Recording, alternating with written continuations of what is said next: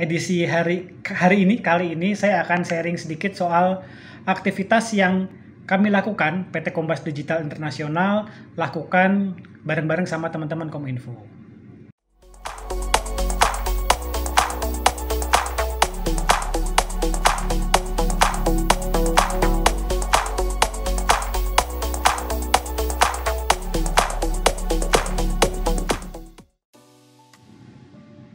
Nah, udah on ya? Oke teman-teman, selamat siang. Assalamualaikum warahmatullahi wabarakatuh. Salam sejahtera untuk kita semua. Nah, ketemu lagi sama saya Om Tri.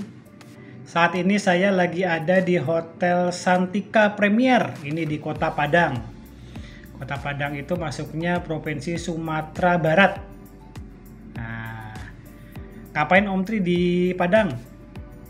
Ya seperti biasa, saya sama teman-teman Kominfo diminta untuk mengisi acara literasi digital. Ini kalau nggak salah kota ke-25 atau 26, saya juga agak lupa tuh. Jadi alhamdulillah 2 tahun ini PT Kompas Digital Internasional diberi amanah oleh teman-teman Kominfo Pusat untuk menjadi konsultan acara program literasi digital. Ini kota ke-26 kalau nggak salah, kalau ke-26, 25 lah ya, yang kami kunjungi. Itu acaranya literasi digital, jadi kami berbagi ilmu, berbagi pengalaman soal digital marketing. Gitu ya. Ini agak lama saya di sini, dari mulai hari Minggu, nanti pulangnya hari Sabtu. Hampir seminggu full di sini karena memang jadwalnya betul-betul padat. Gitu ya. Nah, hari ini adalah edisi spesial teman-teman. Kenapa? Karena kalau biasanya biasanya kan saya sharing-sharing soal 3 hal ya. Video sebelumnya saya sharing-sharing soal 3 hal. Yang pertama adalah dunia per-SMK-an, yang kedua mungkin digital marketing, yang ketiga sedikit menyinggung soal aktivitas di PT Kompas Digital Internasional. Nah, hari ini topiknya berbeda. Gitu. Kenapa? Ya ini sebetulnya menjawab pertanyaan beberapa teman ya. Mungkin teman-teman lihat kalau misalnya saya posting di sosial media, saya berangkat ngisi acara literasi digital, saya pasti sharing di sosial media. Oh, saya lagi ada di sini, acara ini, besoknya saya pindah kemana, acaranya sama. Nah, akibatnya kemudian beberapa teman kepo nih, penasaran, Om Tri ngapain sih sama Kominfo? Apa aja yang diajarin? Penasaran nih.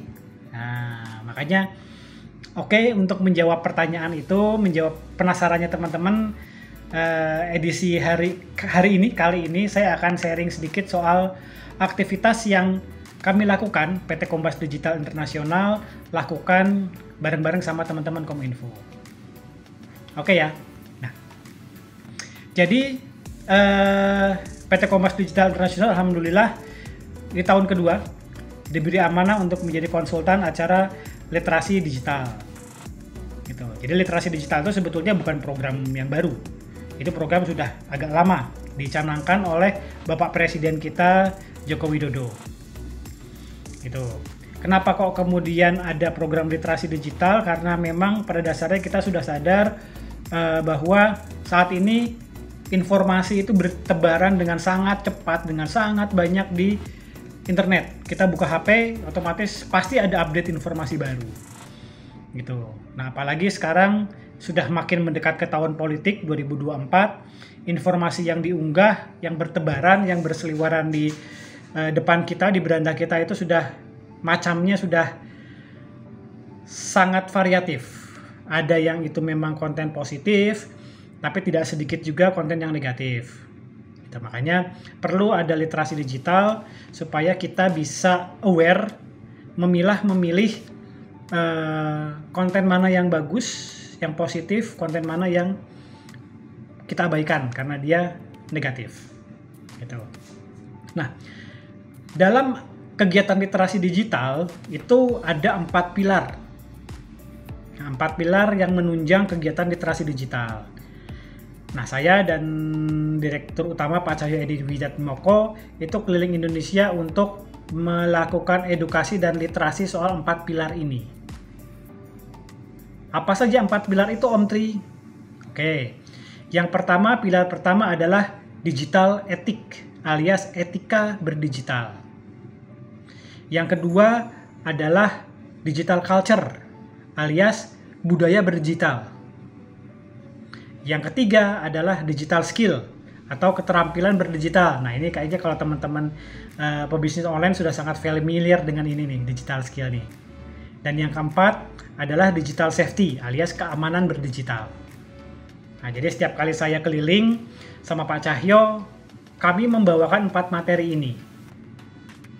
Bergantian. Kadang misalnya saya bawa etik sama culture, Pak Cahyo bawain skill sama safety. Atau dibalik, Pak Cahyo yang safety sama skill, Pak Cahyo yang culture sama etik, saya yang safety sama skill. Jadi sesuai dengan kebutuhan aja. Tapi memang 4 hal itu yang kami bagikan ke teman-teman. Gitu. Nah, mungkin saya akan bahasnya nggak terlalu mendalam. Gitu. Jadi ini adalah bagian pertama, part 1 of 4. Rencananya memang di masing-masing video akan saya cerita sekilas masing-masing pilar itu. Gitu. Tapi mungkin mohon maaf nggak bisa terlalu mendalam. Kenapa? Kalau misalnya saya membawakan materi, satu materi aja itu biasanya 1,5 jam biayanya, waktunya. Jadi di digital culture doang itu 1,5 jam, digital etik doang 1,5 jam, skill sama safety juga masing-masing biasanya kami dikasih waktu 1,5 jam. Gitu. Sekitar 45 menit sampai 60 menit pemaparan, sisanya diskusi. Nah, karena ini channel YouTube, jadi kita bikin ringkas aja ya. Gitu. Jadi di bagian pertama ini saya akan cerita soal apa itu digital etik alias budaya digital. Nanti di video berikutnya saya akan sharing soal digital culture, kemudian digital skill dan digital safety. Oke ya, berarti di pertemuan kali ini, video kali ini saya akan membahas seluk-beluk soal digital culture alias budaya digital. Oke, kenapa sih kita penting banget untuk belajar digital culture? Digital culture itu wujudnya apa Om Tri? Kayak gimana sih? Gitu. Nah, jadi teman-teman, latar belakang yang mendasari kenapa kita perlu mempelajari digital culture itu sebetulnya simpel. Nah, dasarnya adalah dulu kita kenal dengan yang namanya citizenship alias kewarganegaraan. Kalau zaman dulu, kewarganegaraan itu identik dengan satu teritori tertentu. Jadi ada orang dengan warganegaraan Indonesia seperti kita. Kita warga negara Indonesia, berarti kita sebagai warga negara Indonesia harus tunduk kepada peraturan yang ada di Indonesia. Gitu. Jadi kita bersikap, berperilaku, bertindak memang harus taat, tunduk pada Undang-Undang Dasar Negara Republik Indonesia. Karena kita adalah warga negara Indonesia. Akan berbeda kalau dia adalah warga negara Belanda atau warga negara Saudi atau warga negara misalnya Uganda, itu beda-beda karena masing-masing masing-masing negara yang dibatasi oleh teritori itu punya undang-undang sendiri, punya aturan sendiri, dan masing-masing warga negara itu harus wajib taat, tunduk, patuh pada undang-undang tersebut. Dulu kan seperti itu. Nah, sekarang di era digital itu sudah sedikit definisi citizenship sudah mulai sedikit bergeser. Kita mulai kenal dengan yang disebut digital citizenship alias kewarganegaraan digital. Kalau misalnya dulu citizenship adalah batasnya teritori negara, jelas batasnya. Sekarang yang namanya digital citizenship itu batasnya udah nggak jelas, namanya juga digital. Kayak gimana sih Om Tri digital citizenship itu? Simple. Sekarang sudah banyak banget platform yang simple lah ya, platform sosial media yang kita gunakan. Ada Facebook, ada Instagram, ada Twitter, ada TikTok, ada YouTube, macam-macam. Nah, masing-masing platform ini juga punya warga sendiri. Warganya TikTok, anak Twitter, anak YouTube, anak Facebook, anak Instagram, ini sudah punya ciri khas masing-masing. Gitu. Dan masing-masing platform ini tertulis atau tidak itu punya aturan sendiri yang kemudian disepakati dan ditaati oleh orang yang mengikuti platform tersebut. Sadar atau tidak sadar. Kayak misalnya nih, karakteristik anak TikTok jelas beda sama karakteristik anaknya Facebook. Anak Facebook. Gitu. Karakteristik anak Twitter pasti beda sama anak Instagram. Gitu. Ada aturan tertulis ataupun tidak tertulis yang kemudian disepakati, dipahami, dilakukan oleh masing-masing platform itu. Misalnya nih, kalau di Twitter saya bebas bercuit. Saya mau ngomong apapun bebas. No baper. Beda sama Facebook. Facebook orangnya sensitif, baperan. TikTok karakteristiknya juga beda, lebih sering eksis, memunculkan ini lo aku. Gitu. Beda lagi sama anak YouTube. Gitu. Nah, masing-masing platform ini itu punya aturan sendiri-sendiri. Dan kita bisa memiliki kewarganegaraan digital ganda. Gitu. Jadi saya adalah anak Facebook, saya juga anak TikTok. Jadi ketika saya masuk di Facebook, saya ikuti aturannya Facebook. Ketika saya masuk ke TikTok, saya juga ikuti aturannya TikTok. Gitu. Jadi satu orang bisa punya dua kewarganegaraan digital yang berbeda, 2 atau lebih. Gitu. Nah, yang kemudian jadi concern adalah ketika saya jadi anak TikTok, ketika saya jadi anak Facebook, ketika saya jadi anak Twitter, itu identitas saya sebagai warga negara Indonesia itu juga tetap harus melekat ke masing-masing platform itu.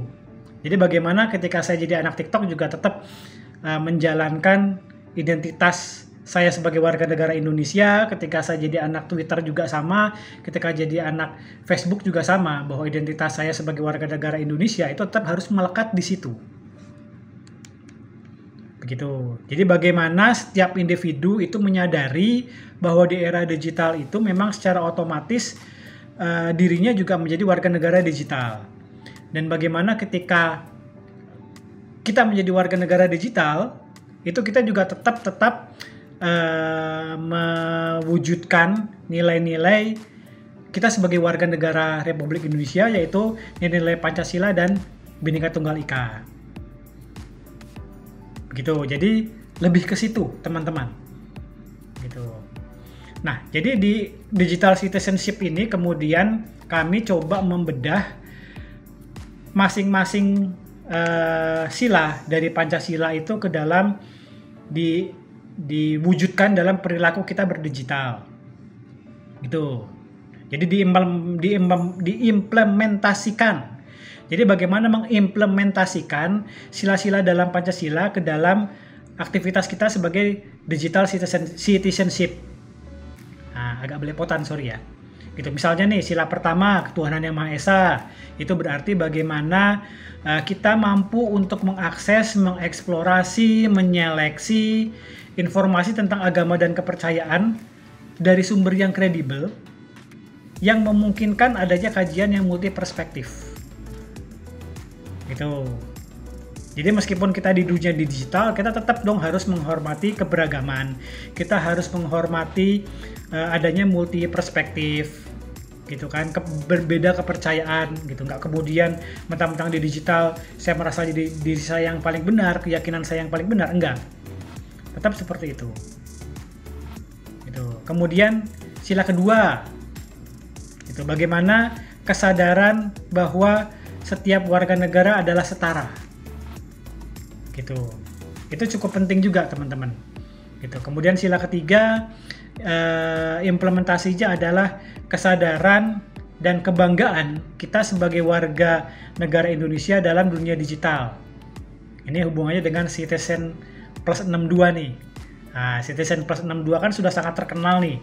Terkenal militan di dunia maya ya. Nah, bagaimana militansi ini kemudian diarahkan ke hal yang positif, sehingga citra Citizen Plus 62 itu justru jadi citra yang bagus di dunia maya, bukan citra yang negatif.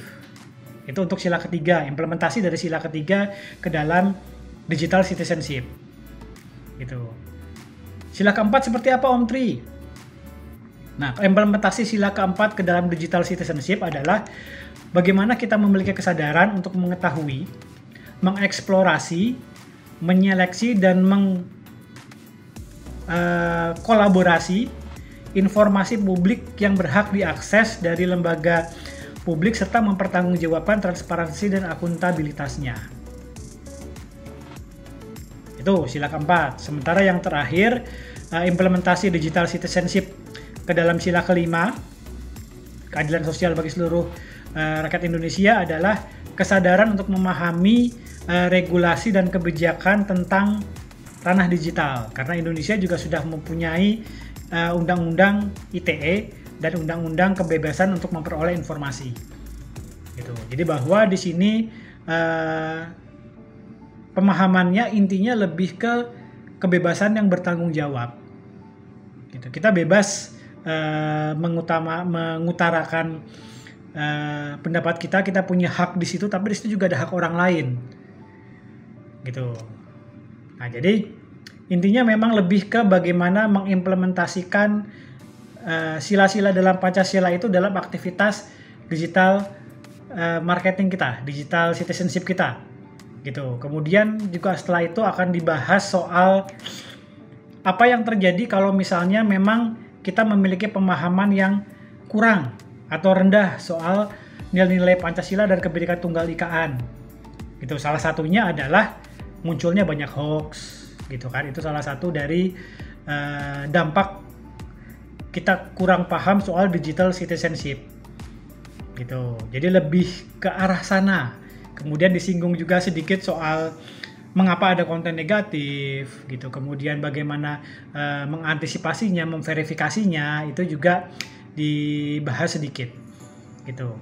Ini sangat penting karena dengan banyaknya konten negatif itu dampaknya kalau kita ya sebagai warga negara bisa memunculkan perpecahan, kemudian meresahkan masyarakat, muncul kepanikan, bahkan sampai ke mengancam kesehatan fisik dan mental kita, juga sampai kerugian yang material juga. Itu dampak dari kita kalau kurang paham soal budaya digital.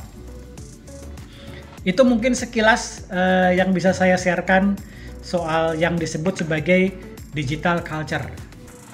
Itu kalau teman-teman masih ada pertanyaan, silahkan tinggalkan di komentar di bawah ini.